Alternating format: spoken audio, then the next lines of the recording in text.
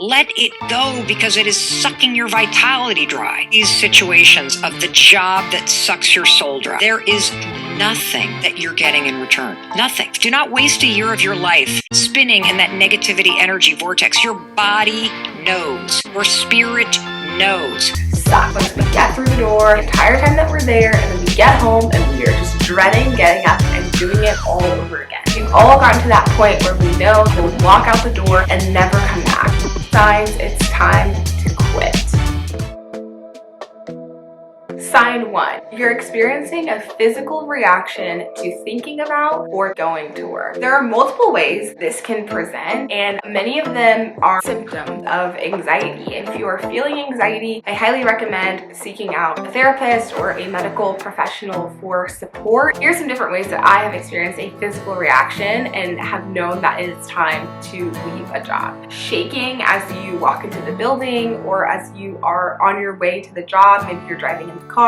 Headaches could be the result of stress and anxiety and tension, feeling like you're going to throw up. On my way into a certain job, all I wanted to do was vomit. And I am someone who very rarely has that feeling, so I knew something was wrong, that I needed to consider what it was that was triggering that daily reaction inside of my body. So if these are things that you are experiencing, they may be signs that it's time to quit.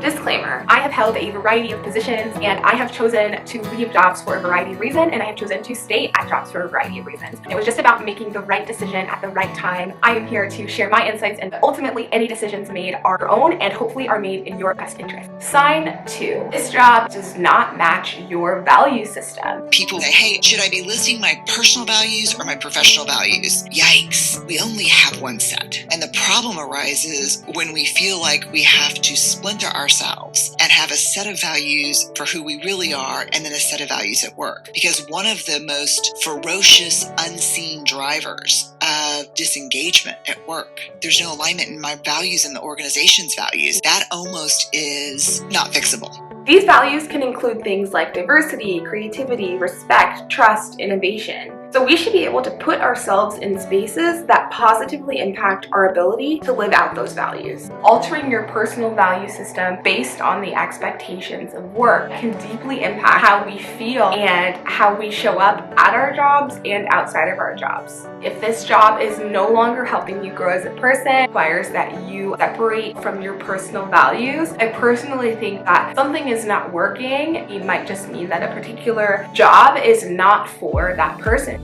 About 3 months into a job, I found myself every day looking up how to get through the day or daily affirmations for work, pep talks and motivational speakers and things of that nature. If you're using those resources and they are helping you, awesome. When it started to feel like it was a requirement for me to get through the day, it felt like a problem for me. I started to realize more and more why those feelings were coming up for me. My value system did not match the value system of this company. My decision to quit that job came to a head in my car during a quick lunch break, looking up pep talks for work or how to get through the rest of the day, fighting through tears, and it was no longer a healthy situation for me. Have you had a similar experience? Let me know in the comments below.